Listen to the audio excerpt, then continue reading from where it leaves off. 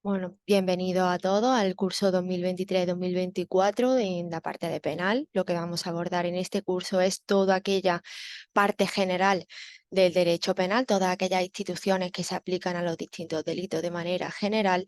Y este curso consta de 6 módulos explicativos donde vamos a explicar las distintas cuestiones para poder hacer los ejercicios correspondientes a dichos módulos, las distintas PECs. Pues bien, comenzando con el módulo 1, en este apartado vamos a abordar toda aquella materia que nos permitirá hacer la PEC 1 y explicar todos aquellos conceptos para poder realizar los distintos ejercicios correspondientes a dicho módulo, como sería la PEC 1, como ya acabamos de señalar. Pues bien, en este módulo 1 lo que vamos a hacer es abordar en un primer momento todos aquellos aspectos en relación con el concepto del derecho penal, en un segundo momento los principios informadores del derecho penal y en un tercer momento la vigencia de la ley penal. Pues bien, comenzando con el concepto del derecho penal, en este apartado lo que vamos a hacer es abordar en un primer momento, además del concepto del derecho penal, la finalidad que tiene el derecho penal y los instrumentos para satisfacer esa finalidad, las herramientas de las que dispone el derecho penal para alcanzar su objetivo, así como la estructura y la función de la norma penal, los distintos fines y fundamentos de la pena que han ido abordándose a lo largo de la historia, las teorías que ha habido en torno a los fines y fundamentos de la pena, los fines y fundamentos de la pena en la actualidad y finalmente abordar la posición del derecho penal en el ordenamiento jurídico, haciendo especial relevancia a la relación del derecho penal con la Constitución, así como a otras ramas del ordenamiento jurídico. Pues bien, comenzando con el concepto del derecho penal, a la hora de abordar el concepto del derecho penal tenemos que tener en cuenta aquí una breve reseña a la evolución de las penas, a la evolución del mismo derecho penal, y es que tenemos que tener en cuenta que históricamente todas las sociedades siempre han conocido un sistema de reacción frente a una conducta que se entiende prohibida. No obstante, existen notables diferencias entre las penas del mundo antiguo y las penas del mundo moderno. En efecto, nos encontramos que en el mundo antiguo la reacción frente a una conducta que se entiende prohibida se entendía como un asunto privado, como un asunto entre particulares, de ahí que se utilicen expresiones tales como ojo por ojo, diente por diente, se entendía como una venganza. Y cuando se actuaba en comunidad se trataba de aplacar a un dios que se supone ofendido, por lo tanto el Estado no tenía ningún tipo de legitimidad para poner penas por la comisión de un delito, sino que se entendía, como ya hemos señalado, asunto entre particulares. No obstante, nos encontramos que fue en el siglo XII cuando el concepto del derecho penal como un medio de reacción social cuya custodia sí pertenece al Estado va a ir asentándose paulatinamente hasta que finalmente se incorporó en el siglo XVIII, y es a partir del siglo XVIII cuando el Estado tiene el monopolio de reacción frente al delito. Así podemos decir que en la actualidad efectivamente es el Estado el que es el titular legítimo exclusivo de la violencia, como viene a señalar aquí en los apuntos. El Estado es el que tiene la titularidad única y exclusiva para imponer penas por la comisión de un delito o, en su caso, una medida de seguridad por la verificación de un estado peligroso. Y eso nos llevaría a hablar de un primer concepto del derecho penal, que es el que viene a marcar en los apuntes, que el derecho penal es la parte del ordenamiento jurídico encargada de regular ese poder punitivo del Estado que, para proteger determinados valores e intereses de relevancia constitucional, no todos, como veremos más adelante, viene a definir como delito determinadas conductas cuya verificación, cuya comisión se asociaría a determinadas consecuencias jurídicas, como sería una pena o una medida de seguridad. Pues bien, pasando a abordar, también tenemos que tener en cuenta aquí, a la hora de abordar el concepto del derecho penal, que también hay que distinguir entre derecho penal objetivo y derecho penal subjetivo. El derecho penal objetivo, como también se conoce jus poneale, es el derecho, podemos definirlo como aquella rama del ordenamiento jurídico que define los delitos a lo que se asocian las penas y las medidas de seguridad. Ese es el conjunto de normas que definen los delitos a los que se asocian las penas y las medidas de seguridad. Y tenemos que destacar aquí, como ya abordaremos con mayor profundidad a la hora de abordar los principios informadores del derecho punitivo del Estado, que el derecho penal cumple una función de control social en el intento de alcanzar una convivencia ordenada. Es decir, al derecho penal únicamente le corresponde la regulación de aquellas conductas que más gravemente atentan a la sociedad. Y también tenemos que destacar aquí de otro lado que hoy en día es una opinión comúnmente dominante el hecho de que el derecho penal ha de constituir la última ratio. Esto es que una conducta no puede ser sancionada penalmente cuando los problemas que suscita esa conducta, cuando los problemas a lo que da un lugar pueden ser resueltos por otra rama del ordenamiento jurídico, como sería el derecho laboral o el derecho civil. En efecto, un problema familiar como puede ser un divorcio nunca se llevaría ante un juicio penal, sino que puede ser perfectamente resuelto por la jurisdicción civil, así como temas laborales tales como un despido improcedente, por ejemplo. También tenemos que, en cuanto al derecho penal subjetivo, este podemos definirlo como el derecho que tiene el Estado de establecer las penas y aplicarlas y ejecutarlas cuando concurran los presupuestos de hecho en ellas contempladas. Como ya hemos señalado, es el Estado el único que tiene la potestad hoy en día para imponer penas por la comisión de un delito o, en su caso, medidas de seguridad por la comisión de un estado peligroso, por la verificación de un estado peligroso, como ya veremos más adelante. Es lo que se llama la potestad punitiva del Estado, el ius puniendi del Estado. Ahora bien, tenemos que tener en cuenta aquí que el Estado no puede imponer penas libremente, sino que ese ius puniendi del Estado, ese poder que tiene el Estado de poner penas, el poder punitivo del Estado, está sometido a una serie de límites. Los límites al ius puniendi serían tres. La titularidad, esto es solo el Estado el que tiene el derecho de imponer penas en medida de seguridad por la comisión de un delito o la verificación de un estado peligroso.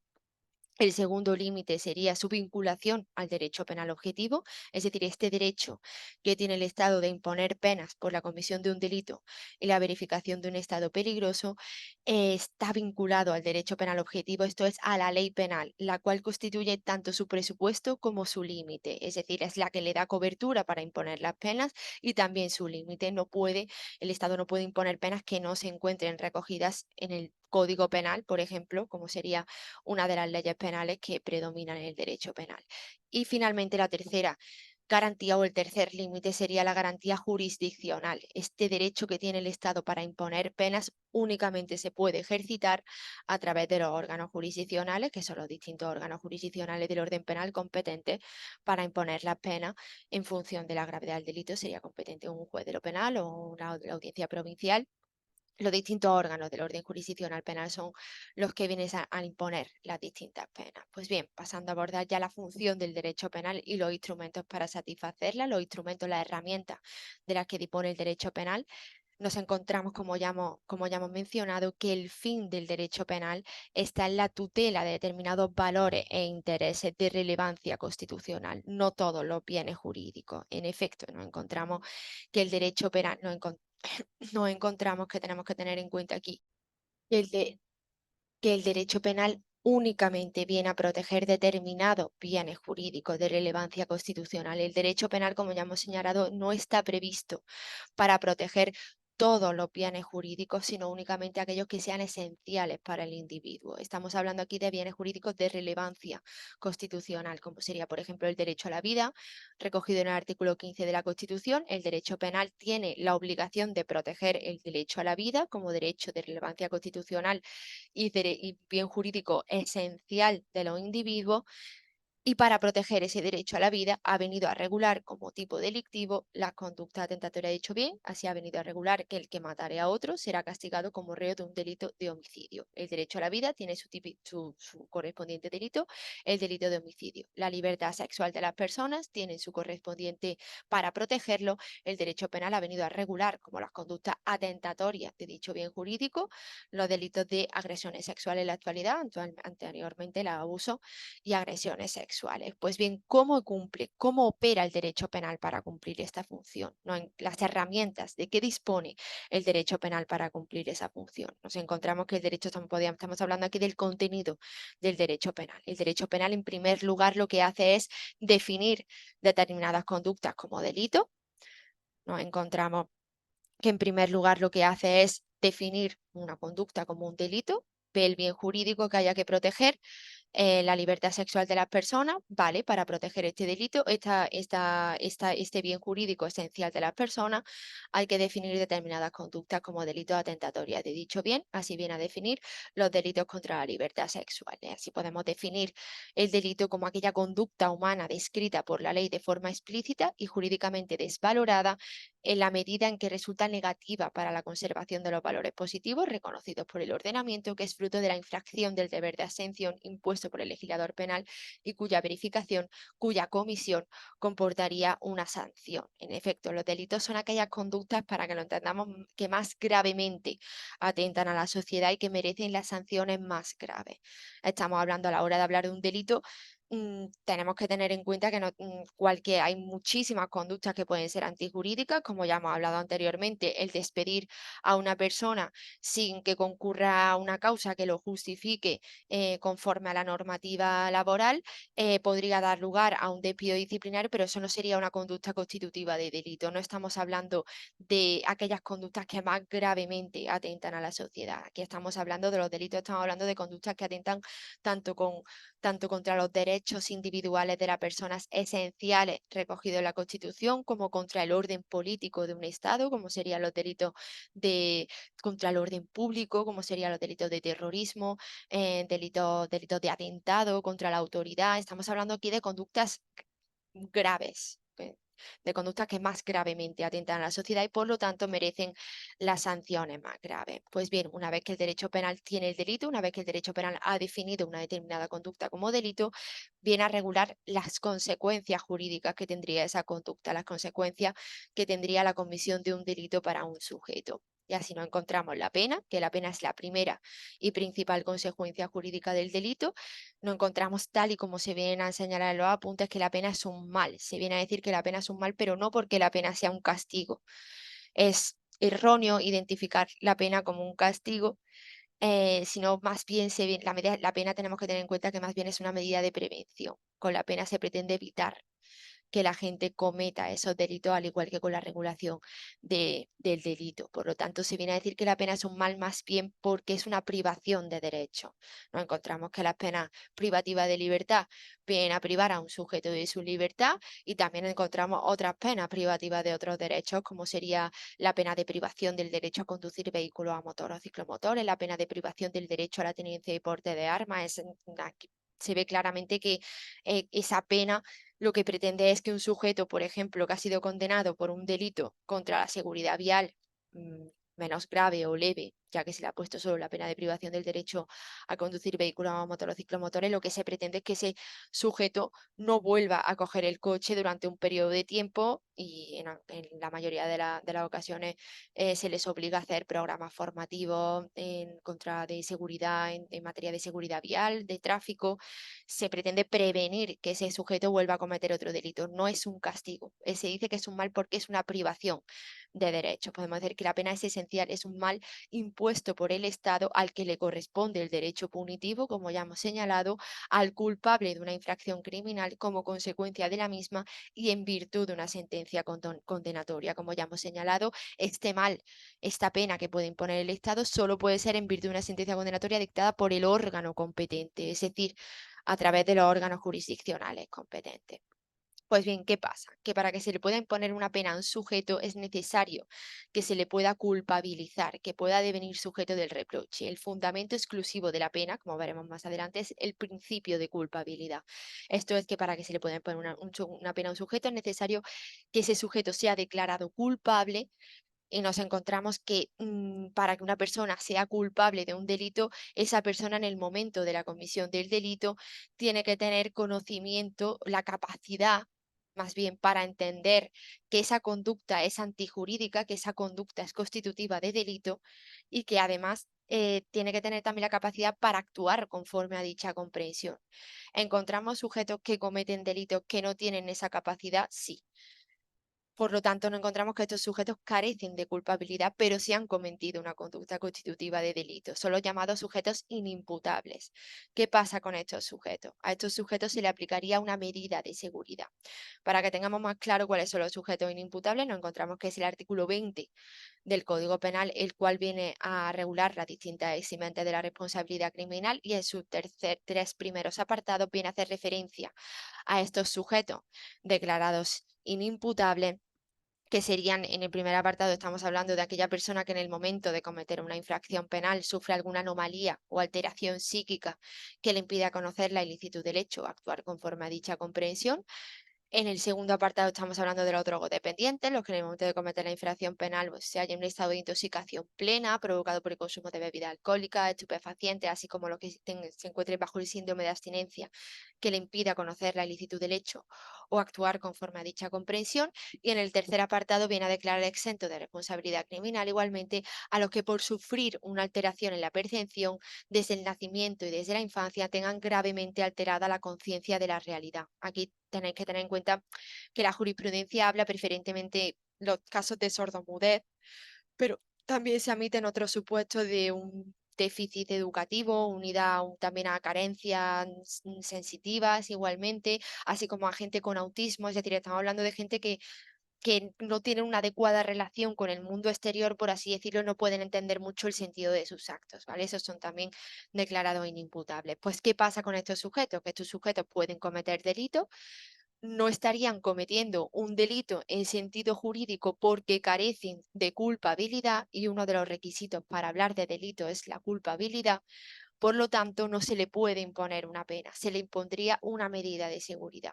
Y en este caso, a estos sujetos se le podría imponer la medida de seguridad privativa de libertad, como sería en el caso de los primeros, el internamiento en un centro psiquiátrico, en el caso de los drogodependientes, el internamiento en un centro de deshabituación, y el caso de los terceros eximentes, las personas con autismo, personas con sordomudez o determinadas deficiencias educativas, se le podría imponer la medida de internamiento en un centro educativo especial. Estamos hablando aquí de medidas de seguridad. Tenemos que tener esto en cuenta, que es otra de las consecuencias jurídicas derivadas del delito, lo que nos llevaría a hablar de la distinción que hace el Código Penal entre la pena y la medida de seguridad, que viene a regularlas por separado porque tiene en cuenta las distintas finalidades que se persigue con ellas. Es decir, la pena tiene una finalidad retributiva de castigo en función de la culpabilidad del sujeto, mientras que la medida de seguridad tiene una finalidad preventiva para evitar la comisión de futuros delitos en función de la peligrosidad del sujeto. Una medida de seguridad se impone a un sujeto que no es culpable, pero ese sujeto existen probabilidades de que ese sujeto vuelva a cometer el delito, otro hecho, otra previsto como delito. Es decir, si se ve que ese delito, que esa persona que ha cometido, inimputable, que ha cometido un hecho previsto como delito, es una persona que tiene una peligrosidad criminal, que es una persona peligrosa para la sociedad, se le impondría la medida de seguridad. Esa es la finalidad de la medida de seguridad y el fundamento de la misma. Artículo 6 del Código Penal. La medida de seguridad se fundamentan en la peligrosidad criminal del sujeto al que se le impongan. Las penas se fundamentan en la culpabilidad del sujeto. Importante tener en cuenta esta finalidad que se pretende tanto con una como con otra. Medidas de seguridad, peligrosidad criminal del sujeto, evitar la comisión de futuros delitos. La pena lo que busca es la finalidad retributiva en función de la culpabilidad del sujeto. Y la medida de seguridad es otra de las consecuencias jurídicas derivadas del delito, recogido en nuestro derecho penal junto a la pena. También tenemos que destacar aquí que nuestro derecho penal únicamente admite las medidas de seguridad postdelictuales, es decir, si una persona con drogodependiente hasta que no cometa un delito, no se le puede poner una medida de internamiento en un centro de deshabituación. Existen personas con drogodependencia que se internan voluntariamente, pero no estamos hablando de una medida de internamiento en un centro de deshabituación porque hay centros de deshabituación que pertenecen a la administración penitenciaria, operan como si fuesen cárceles, pero no estamos hablando de cárceles como tal, igual que la medida de internamiento en un centro psiquiátrico penitenciario. No es lo mismo que una persona que no está bien, que sufre alguna anomalía mental, sea internada en un centro hospitalario psiquiátrico por propia voluntad o por voluntad, a petición por sus familiares o persona que tenga su tutela, que cuando esa persona cometa un delito sea el juez el que decida que esa persona va a ser internada en un centro psiquiátrico penitenciario, ¿vale? Tenemos que hablar que son medidas de carácter penitenciario, pero no operan como cárceles como tal, ¿vale? Y a esas medidas no se le pueden imponer hasta que el sujeto no cometa un delito porque va a ser el juez el que decida que esas personas acaben internadas en los distintos establecimientos que acabamos de señalar. Así nos encontramos. Finalidad del derecho penal, La finalidad del derecho penal es la convivencia, lograr la paz social, la regulación de aquellas conductas que más gravemente atentan a la sociedad y proteger los bienes jurídicos esenciales para el individuo de relevancia constitucional, derecho a la vida, libertad sexual, el orden político de un Estado, el orden económico de un Estado igualmente, como sería, por ejemplo, la falsificación de la moneda española, está tipificada como un delito.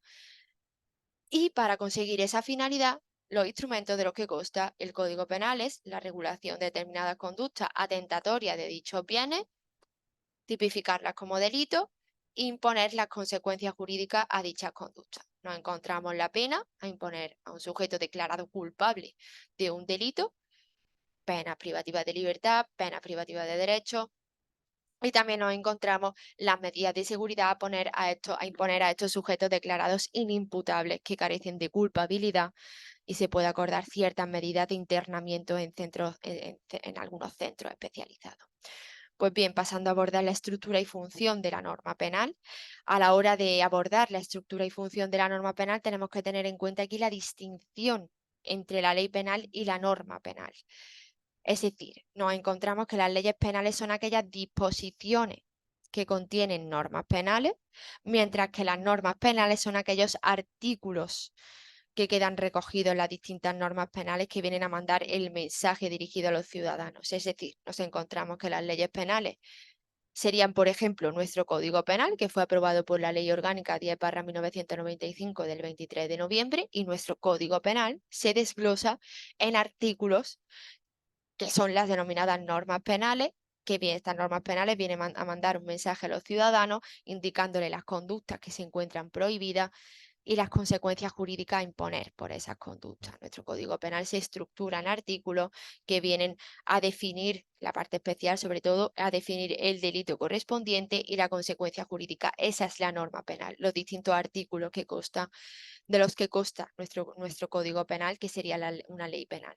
También nos encontramos que existen leyes penales especiales, además del Código Penal encontramos leyes de represión del contrabando, leyes de bloqueo, de prevención de blanqueo de capitales y financiación del terrorismo, entre otras. Vale, pues bien, teniendo en cuenta lo que es la norma penal, lo que es el artículo penal que te viene a decir lo que está prohibido y la consecuencia que se viene a imponer, tenemos que tener en cuenta la estructura de la norma penal.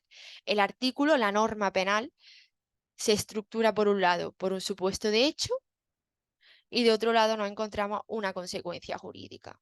Por ejemplo, artículo 138 del Código Penal te viene a decir, a tipificar el delito del homicidio y te viene a decir el que matare a otro será castigado como reo de homicidio con la pena de 10 a 15 años de prisión. El supuesto de hecho es la descripción del delito. Te está diciendo la conducta que es ese delito. El que matare a otro es el supuesto de hecho. Te está diciendo lo que es un delito de homicidio. El que matare a otro es el reo de homicidio. Y la consecuencia jurídica, pues que será castigado con una pena de 10 a 15 años de prisión. Es muy importante tener en cuenta lo del supuesto de hecho porque es la descripción del delito concreto. Por ejemplo, el artículo 139 del Código Penal viene a describir el delito de asesinato y viene a señalar que será castigado con la pena de 15 a 25 años de prisión como reo de asesinato el que matare a otro concurriendo a alguna de las siguientes circunstancias: ensañamiento, alevosía, por precio, recompensa o promesa para facilitar la comisión de otro delito para evitar que se descubra. Si no concurren alguna de estas circunstancias, no estaríamos ante un delito de asesinato, podríamos estar ante un delito de homicidio o incluso en un caso más remoto un delito de inducción y cooperación al suicidio, pero no estaríamos ante un delito de asesinato. El supuesto de hecho te viene a decir lo que es ese delito. El Código Penal te define el delito. Si una conducta no encaja en dicha definición, no sería constitutiva de ese delito. En estafa, en el artículo 240 y 48 del Código Penal, viene a señalar el que con engaño bastante causar error en otro, obligándole a realizar un acto de disposición patrimonial en perjuicio propio. Si no hay engaño bastante, no sería constitutiva esa conducta de un delito de estafa. Te viene a definir lo que es ese delito. Si no encaja en dicha descripción, no estaríamos hablando de ese delito. ¿Por qué es importante tener en cuenta esto? Porque el supuesto de hecho, por un lado, lo que viene a hacer es decirle a los ciudadanos, esto está prohibido, matar a otro está prohibido, pero por otro lado también viene a obligar al juez a imponer la pena correspondiente a ese delito si el sujeto ha cometido este delito y le prohíbe castigar determinadas conductas como delitos si no son constitutivas de ese delito. Es decir, como ya hemos señalado anteriormente, si el juez encuentra ante una conducta de una persona que ha causado la muerte de otra persona y lo tipifica como un delito de asesinato si no concurre ninguna de las circunstancias, lo castiga como un delito de asesinato si no concurre ninguna de las circunstancias señaladas en el artículo 139, no sería un delito de asesinato, no puede el juez hacer eso. Por eso la norma penal, el artículo lo que viene a hacer es esto concretamente, lo que viene a distinguirse entre norma secundaria y norma primaria, ¿vale? Por una, lo que se pretende es indicarle a todos los ciudadanos, mandar el mensaje a todos los ciudadanos de esta conducta está prohibida, el hacerle esto a esta persona, en el caso de homicidio o lesiones, está prohibido y por otro lado le está diciendo al juez, si una persona no ha, obligándole al juez a castigar en función de lo que expresamente se recoge en ese artículo, le está diciendo al juez lo que es un delito de asesinato. Si no concurren esas circunstancias, no es un delito de asesinato. Es importante tener en cuenta, aquí te pone el artículo 138 del Código Penal, efectivamente. Lo que nos llevaría también a hablar de la función de la norma penal. Como ya hemos señalado, la función determinante de la norma penal es proteger esos bienes jurídicos de relevancia constitucional. Lo que nos llevaría a hablar, por un lado, de que la norma penal, por un lado, tenemos que distinguir entre la determinación de la conducta y, por otro lado, el aspecto de valoración. Es decir, con la determinación de la conducta, con esa finalidad, o sea, con lo que se pretende con la norma penal, es prohibir a todos los ciudadanos en cuanto a determinadas conductas que se encuentran prohibidas, decirle a los ciudadanos esto se encuentra prohibido, decirle lo que es constitutivo de delito y por otro lado también recoge esa parte de que el aspecto de valoración es que solo procede prohibir aquello que se considera disvalioso, como sería robar, abusar sexualmente a alguien, únicamente eso. Solo se pueden tipificar como delito, como ya hemos señalado, aquellas conductas que vienen a atentar contra bienes jurídicos esenciales. Aquello que no se considere socialmente, por ejemplo, tenemos que tener en cuenta que el derecho penal va avanzando a lo largo de la historia. Antiguamente no se consideraba una conducta desvaliosa, algunas conductas relacionadas con lo que hoy en día se considera maltrato de animales.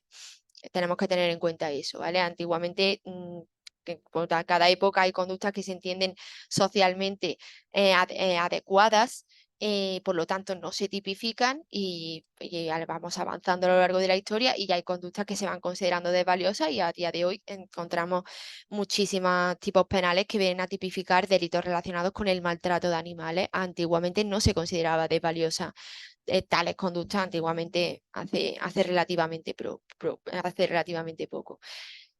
Te viene a señalar lo mismo que ese supuesto de hecho, esa concepción predominante imperativa de la norma, lo que viene a hacer es, por un lado, mandar al juez y al tribunal de que solo puede castigar, de que solo puede castigar cuando concurra el supuesto de hecho descrito en el Código Penal y por otro lado también viene a prohibir a los ciudadanos que realicen determinadas conductas. ¿Qué más tenemos que tener en cuenta aquí? El supuesto de hecho en relación con los ciudadanos también opera como un mandato. Por un lado, nos encontramos tipos penales que vienen a prohibirle a un sujeto la comisión de un delito, la comisión de una conducta, es decir, te estoy diciendo que no puedes matar a otra persona, el artículo 138 del Código Penal, pero hay otros artículos que no es que prohíban a los ciudadanos, sino que le obligan a realizar determinadas conductas y le vienen a señalar que en el caso de que no realicen esa conducta, también estarían cometiendo un delito. Esto es lo que nos llevaría a hablar de los delitos de acción y los delitos de omisión, ¿vale? Es, por ejemplo, el delito de omisión es el artículo 195 del Código Penal de la omisión del deber de socorro. Este supuesto, de hecho, de cara a los ciudadanos también opera, por un lado, como una prohibición, y por otro lado, puede operar como un mandato. Yo te estoy diciendo que no mates y como haga esa conducta tendrá una consecuencia jurídica. Delito de acción, tú diriges tu acción a matar a una persona. Delito de omisión, estoy diciéndote que tienes la obligación, la omisión del deber de socorro del artículo 195 del Código Penal obliga a los ciudadanos a auxiliar a una persona que se halla en peligro grave y manifiesto y en el caso y desamparada, y en el caso de que no lo hagan, tendrá la correspondiente pena de 3 a 12 meses. Es lo que hace el artículo 195 del Código Penal y nos llevaría a hablar de las dos modalidades comisivas que existe. Por un lado, estamos hablando en el caso del artículo 195 del Código Penal de no hacer algo, estando ese no hacer algo prohibido por ley, y en los casos de delito de acción, como sería el delito de lesiones o el delito de homicidio, estamos hablando de hacer una conducta estando esa conducta prohibida por ley. Es importante tener en cuenta esto en relación con con el supuesto de hecho.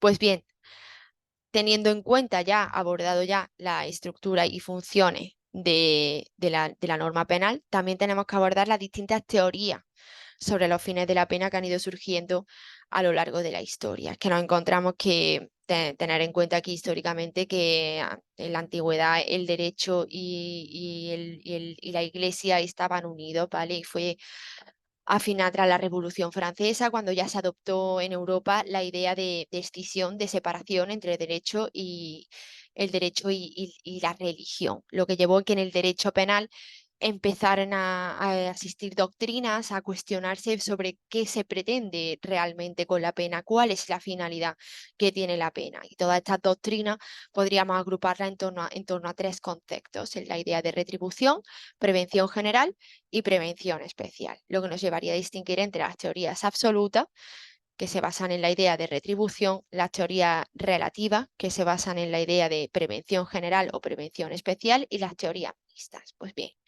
comenzando con la teoría absoluta, tenemos que destacar aquí que está más bien que teorías sobre los fines de la pena, más bien que cuestionarse sobre la finalidad de la pena, se ha llegado a decir que son teorías sobre la pena en sí misma, puesto que buscan la finalidad y el fundamento de la pena en la propia naturaleza íntima de la misma. Es decir, para estas teorías se castiga porque el sujeto ha delinquido y la pena tiene la única finalidad de la pena es retribuir por el mal causado por el delito.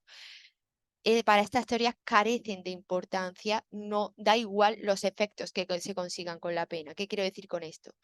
Si con la ejecución de una pena se consigue la corrección del sujeto, da igual. A las teorías absolutas les da exactamente igual. Si con la pena, con la ejecución de una pena, se pretende conseguir la prevención general, es decir, evitar que los individuos cometan el delito porque se sienten amenazados, porque saben que si llevan a cabo determinadas conductas van a tener consecuencias, a las teorías absolutas les da exactamente igual. La única finalidad que ven las teorías absolutas en la pena es retribuir, es castigar al delincuente por el mal causado por el delito. Los principales representantes de estas teorías absolutas fueron Kant, que viene a señalar lo que acabamos de señalar, que la única finalidad de la pena es retribuir por el mal causado por el delito, restando importancia a los efectos conseguidos con la pena. Y también nos encontramos a Hegel.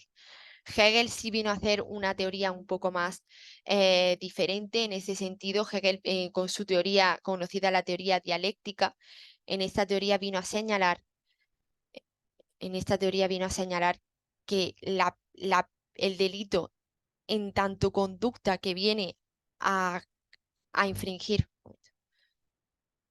En esta teoría vino a señalar que el delito, al ser una conducta que viene a contradecir una determinada norma, una norma penal, la pena, al ser la consecuencia de ese delito, viene a reafirmar esa norma. Y que por lo tanto, a diferencia de lo que señalaba Kant, la finalidad de la pena no es una finalidad negativa, no es retribuir por el mal causado por el delito, sino una finalidad positiva, restablecer la vigencia de la norma violada por el delito. Viene a afirmar la prevalencia del ordenamiento.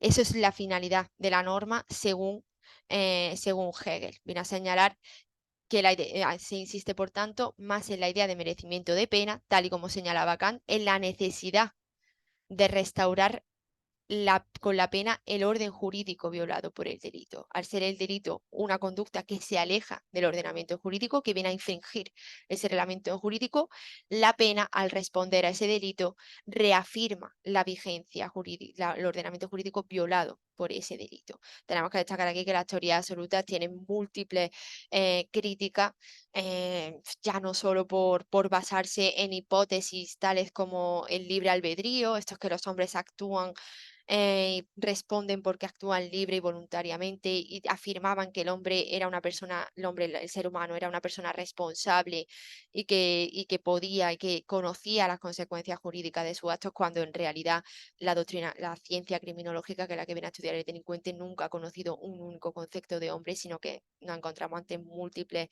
individuos determinados por múltiples factores, tanto sociales como biológicos, que le llevarían a una posible comisión del delito. No existe un único concepto de hombre responsable, entonces la hipótesis en la que se basaba la teoría absoluta no tienen cabida en la actualidad. Asimismo, también es un error que la teoría absoluta afirmasen que con la pena se ven, tal y como afirmaba Hegel, que con la pena se conseguía el restablecimiento automático del orden jurídico violado por el delito. Es una falacia, puesto que la pena solo tiene su aplicación práctica, su aplicación efectiva mediante su aplicación práctica e individualizada, y asimismo ese concepto de justicia pura que utilizan las teorías absolutas de mal por el mal no es su concepto a utilizar en el derecho penal como tal, puesto que el derecho penal ni ha podido, ni puede, ni podrá aplicar totalmente la justicia pura. En cuanto a las teorías de prevención o relativas, nos encontramos que para estas teorías, a diferencia de la teoría absoluta, viene a señalar que efectivamente la pena es esencialmente un mal, pero que también habría que buscarle otra finalidad a la pena, ajena a esa retribución y a esa finalidad de castigo. Es decir, nos encontramos que, a diferencia de la teoría absoluta, las teorías preventivas relativas sí asignan a la pena un fin político y utilitario, podríamos decir. Ese fin es el de evitar la comisión de futuros delitos. De ahí que las teorías relativas se reconozcan también como teorías preventivas. Para las teorías relativas se castiga et ne peccetur, se suele decir, para que no se delinca, no porque se ha delinquido. Para las teorías absolutas se castiga porque se ha delinquido, para la teoría relativa se castiga para que no se delinca. La finalidad de la pena, según las teorías relativas, tiene que ser evitar la comisión de futuros delitos. Y nos encontramos pues, como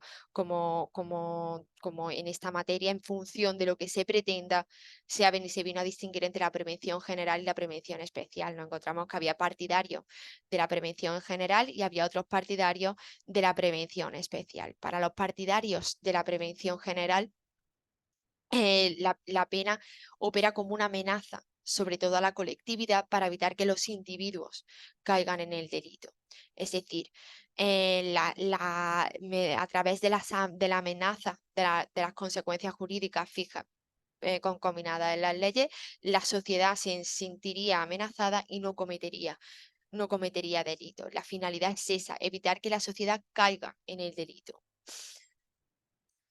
Pretende motivar a la colectividad a comportarse de manera adecuada conforme al derecho. Esa es la idea principal de la teoría de los partidarios de la prevención general. No obstante, también tenemos que destacar que dentro de la prevención general salieron dos vertientes. Por un lado, la que atribuía a esa prevención general ese punto de vista negativo, es decir, el que la pena operase como una amenaza, sobre todo a la colectividad, para evitar que los individuos caigan en el delito, y los que también vieron en esa prevención general una finalidad positiva.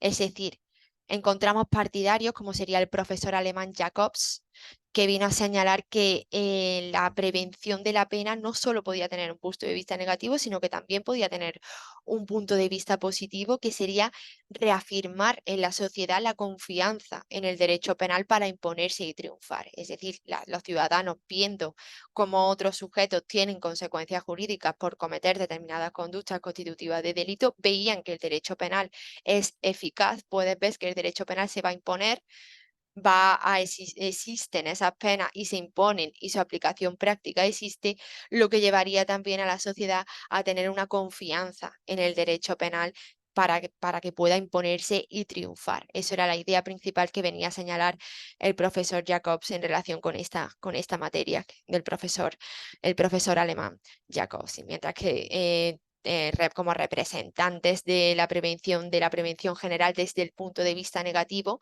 sí podíamos destacar aquí a la Escuela de Defensa Social de Gramática y Ansels, que venían a señalar para que entendáis más lo que quiere decir la prevención, esa prevención general, que el Estado no tiene el deber de castigar, sino el derecho de socializar. Y esa obra de socialización debe hacerse a través de medidas preventivas, curativas, educativas. No estamos hablando de un castigo.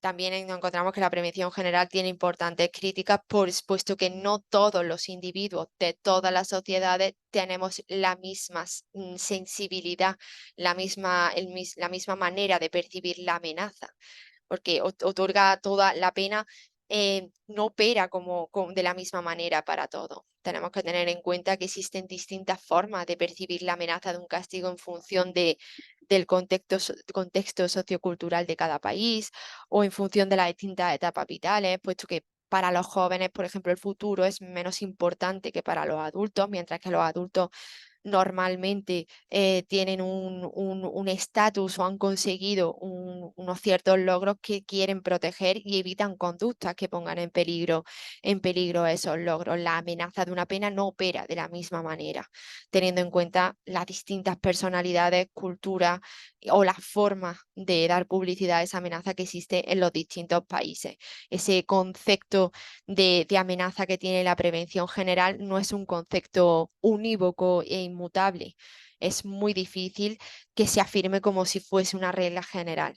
Y realmente, además, la prevención, los partidarios de las teorías relativas también parten de unas premisas como que todos los ciudadanos de un país conocen la amenaza, las normas, las prohibiciones contenidas en las normas penales, cuando realmente no es así.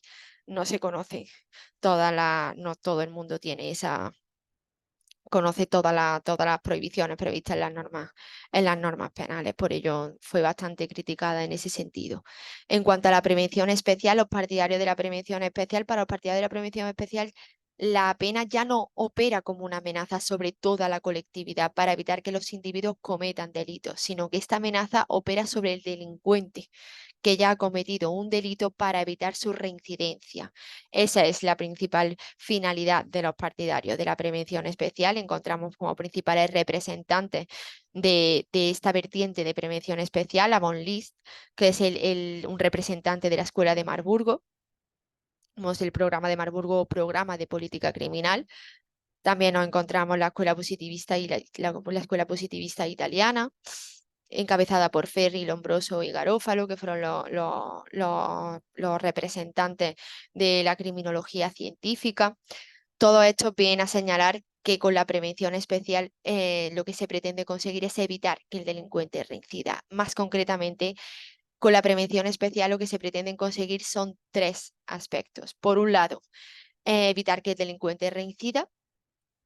Esto es que con la ejecución de la pena se pretende intimidar al delincuente y evitar su reincidencia. En segundo lugar, lograr la corrección del sujeto. Este es que con la finalidad de la pena lo que se pretende conseguir es que el sujeto, la readaptación social del mismo, que con la ejecución de la pena se consiga su readaptación social. Y finalmente la inocuación.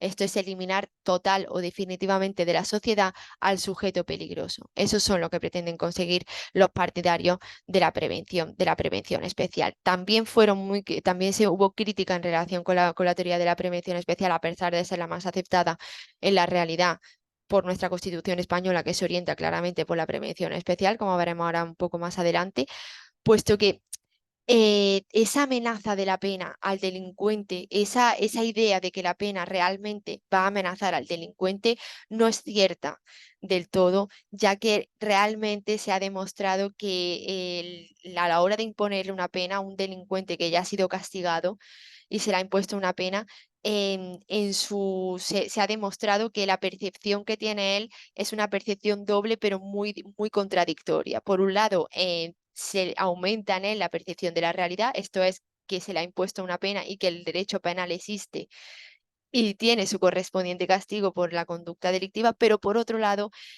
se ha demostrado que los delincuentes se hacen menos lesivos a sus efectos. Esto es que cuando tú sales de un centro penitenciario, quizás ya no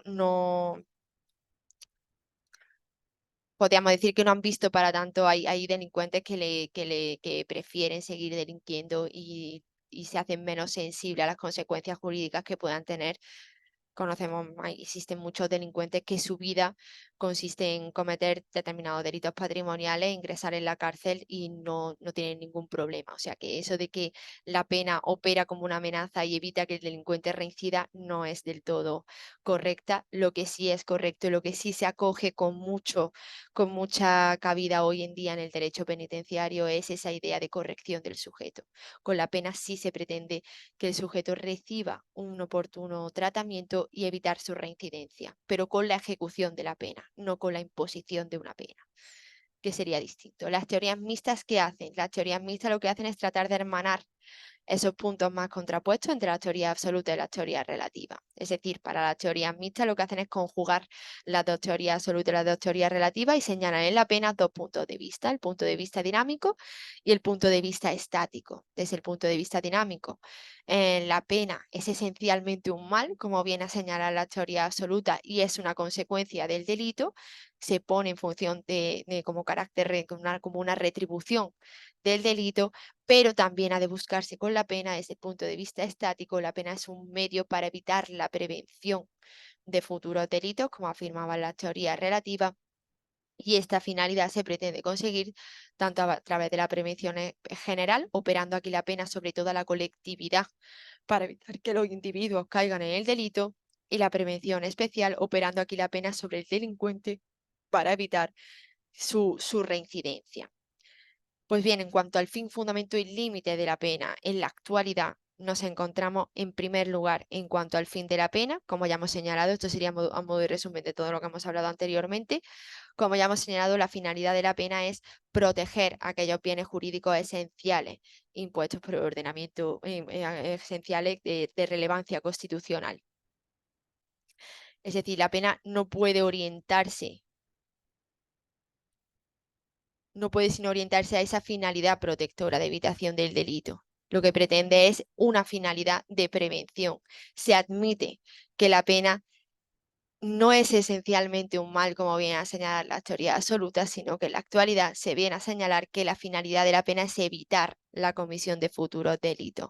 La finalidad de la pena actualmente es, por un lado, contener la criminalidad y, por otro lado, evitar la comisión de futuros delitos, por lo cual se le viene a atribuir esa finalidad o función de prevención general, descartando otras como sería las basadas en la idea de justicia, que son las teorías absolutas, que se basan en el concepto de justicia del mal por el mal. Ese concepto, esas ideas actualmente no tienen cabida en nuestro derecho penal. La pena hoy en día, su función es evitar la comisión de futuros delitos y contener la criminalidad. De ahí que cuando hemos definido la pena en la actualidad, la pena anteriormente, ya he venido a señalar que la pena es esencialmente un mal, pero no se puede considerar, no es que sea un mal como castigo, sino porque consiste en una privación de derecho. Finalidad de la pena es evitar la comisión de futuros delitos, la prevención de delito en un futuro, así como contener la criminalidad. Fundamento de la pena, como hemos venido a señalar, fundamento exclusivo de la pena, el principio de culpabilidad, para que se le pueda imponer una pena a un sujeto es necesario que éste sea considerado culpable. De ahí que sí se puede hablar de que la pena sí tiene una finalidad retributiva de castigo en función de la culpabilidad del sujeto, pero no lo confundáis con lo que viene a señalar la teoría absoluta de esa retribución de castigo por el mal cometido. Una cosa es retribución del castigo en función de la culpabilidad del sujeto, es decir, para poner una pena al sujeto es necesario que ese sujeto sea declarado culpable, reúna los requisitos de capacidad mental para poder devenir sujeto de reproche, como se suele decir, para poder ser declarado culpable, pero no es una finalidad retributiva de castigo en función del mal cometido. Es decir, no se pretende como tú has hecho esto, tú vas a recibir esto porque te lo mereces. No es la finalidad que se pretende con la pena para nada. Fundamento exclusivo de la pena, retribución en función de la culpabilidad del sujeto. La culpabilidad es el fundamento exclusivo de la pena.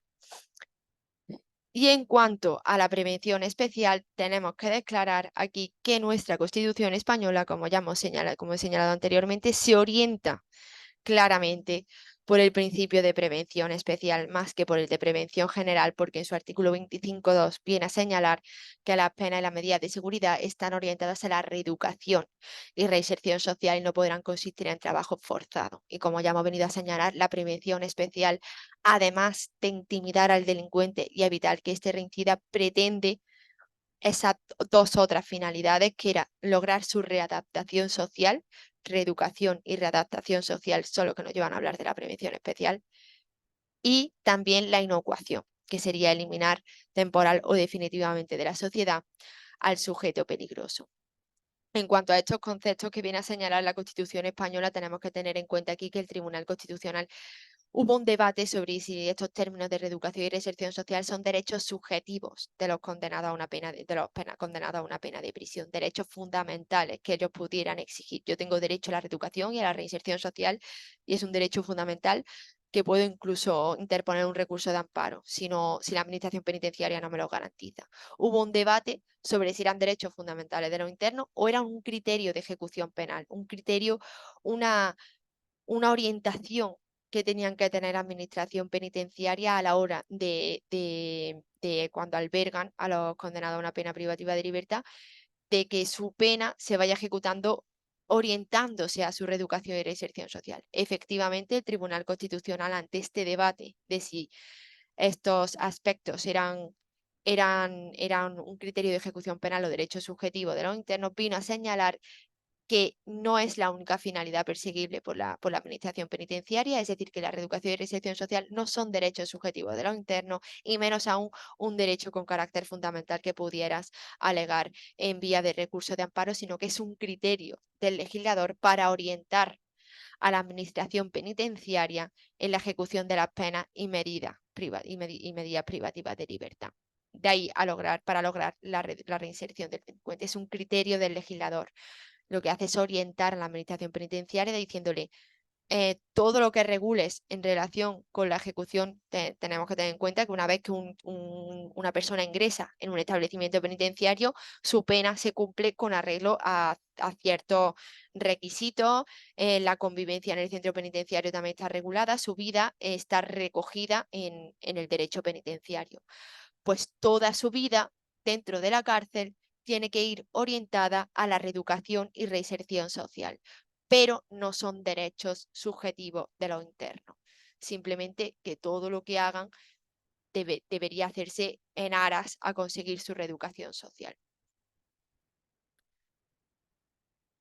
Pues bien, pasando a abordar finalmente la posición del derecho penal en el ordenamiento jurídico, tenemos que hacer aquí especial referencia a la relación entre el derecho penal y la Constitución. Esta relación del derecho penal y la Constitución que existe entre ambas normas se puede abordar desde un punto de vista positivo, desde un punto de vista negativo. En cuanto al punto de vista positivo, como ya hemos señalado, la Constitución es esa fuente del ordenamiento jurídico que viene a recoger todos aquellos valores y bienes jurídicos esenciales que el derecho penal tiene la obligación de proteger. Derecho a la vida, para proteger el derecho a la vida recogido en el artículo 15 de la Constitución, el derecho penal viene a regular el delito de homicidio.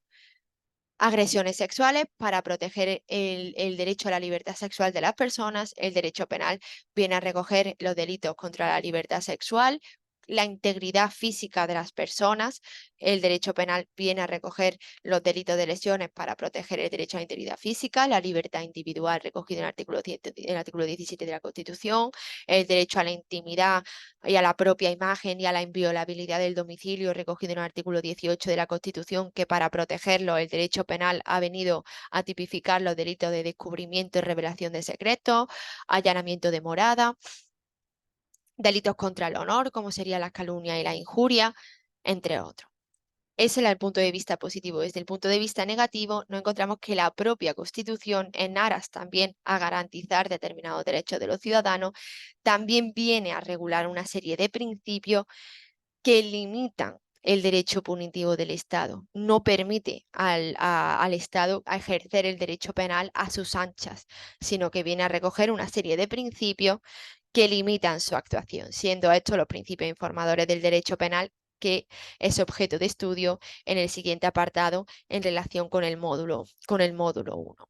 Y asimismo también podemos destacar aquí como artículos recogido en la Constitución que tengan derecho, que tengan relación con el derecho penal, el artículo 15, de que a la hora de regular el derecho a la vida igualmente se declaró abolida la pena de muerte, que se declaró abolida definitivamente con la entrada en vigor de nuestra Constitución española, efectivamente. El artículo 25.2, como ya hemos señalado, que viene a orientar las penas y las medidas de seguridad privativa de libertad hacia esa reeducación y reinserción social de los penados. También nos encontramos el artículo 25.3, que viene a prohibir a cualquier administración imponer medidas privativas de libertad. Una administración, aunque te imponga una multa o cualquier medida administrativa, nunca puede imponer medidas que impliquen privación de libertad. O el artículo 25.1 del Código Penal, que viene a hablar del principio de legalidad, que es uno de los principios informadores del derecho penal que vamos a abordar en el próximo apartado, que viene a señalar que nadie podrá ser condenado o sancionado por acciones u omisiones que en el momento de producirse no constituyan delito, falta o infracción administrativa según la legislación vigente en el momento de la comisión de los hechos. Aquí nos encontramos los artículos del Código Penal que vienen a hablar de la Constitución española, que vienen a hablar de todos aquellos aspectos en relación con el derecho penal. En cuanto a las relaciones de derecho penal con otras ramas del ordenamiento jurídico, tenemos que destacar aquí sus relaciones con el derecho civil, ya que nos encontramos que toda la comisión de un delito obliga también a indemnizar a la víctima. Esto es la responsabilidad civil derivada de delito. Nos encontramos que tú cometes un delito y también tienes que pagar, además de la correspondiente pena, tienes que pagar un dinero, es lo que se llama la responsabilidad civil derivada de delito. Tienes que resarcir económicamente a la víctima. Pues bien, todas esas normas de responsabilidad civil derivada de delito se encuentran, aunque se encuentren recogidas en nuestro Código Penal, en un título concreto del libro primero del Código Penal, son normas civiles y se rigen por el derecho civil. Y además tenemos que tener en cuenta aquí también que en nuestro sistema legal, el perjudicar o por un delito puede exigir esa responsabilidad civil no solo por la vía penal, sino también por la vía civil. Es el artículo 109.2 del Código Penal, el cual viene a señalar que el perjudicado podrá optar en todo caso por exigir responsabilidad civil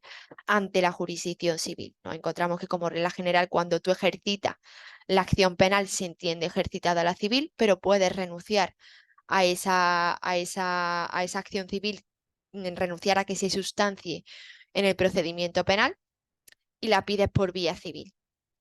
El perjudicado tiene ese derecho en nuestro sistema legal.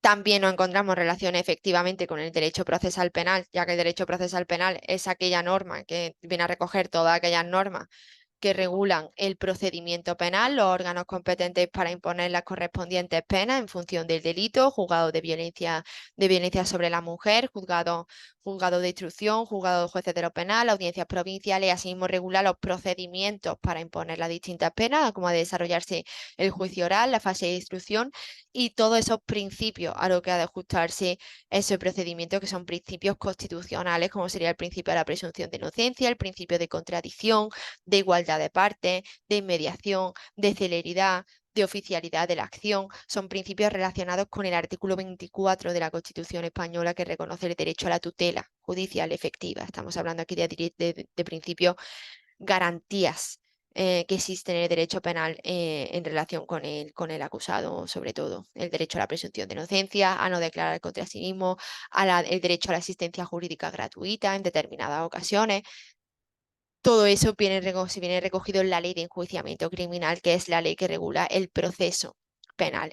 También nos encontramos que el derecho penal tiene una muy estrecha relación con el derecho administrativo. ¿Por qué tiene el derecho penal una estrecha relación con el derecho administrativo? Porque nos podemos encontrar que en un mismo sujeto se dé la concurrencia de sanciones penales y administrativas por la comisión de un mismo hecho.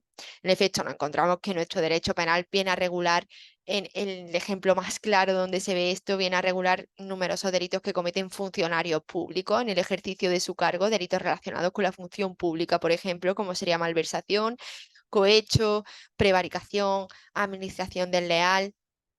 Pues bien, nos encontramos que esas conductas que llevan a cabo los funcionarios públicos, además de ser constitutivas de delito, también son constitutivas de sanción disciplinaria conforme a su normativa específica. Y nos encontramos así, por lo tanto, que puede darse que un funcionario público cometa un delito de administración desleal y ese delito también es constitutivo de una falta disciplinaria muy grave, en este que seguramente en su normativa específica, lo que nos llevaría a hablar de que a ese sujeto se le ha abierto tanto un procedimiento penal como a un expediente disciplinario por los mismos hechos.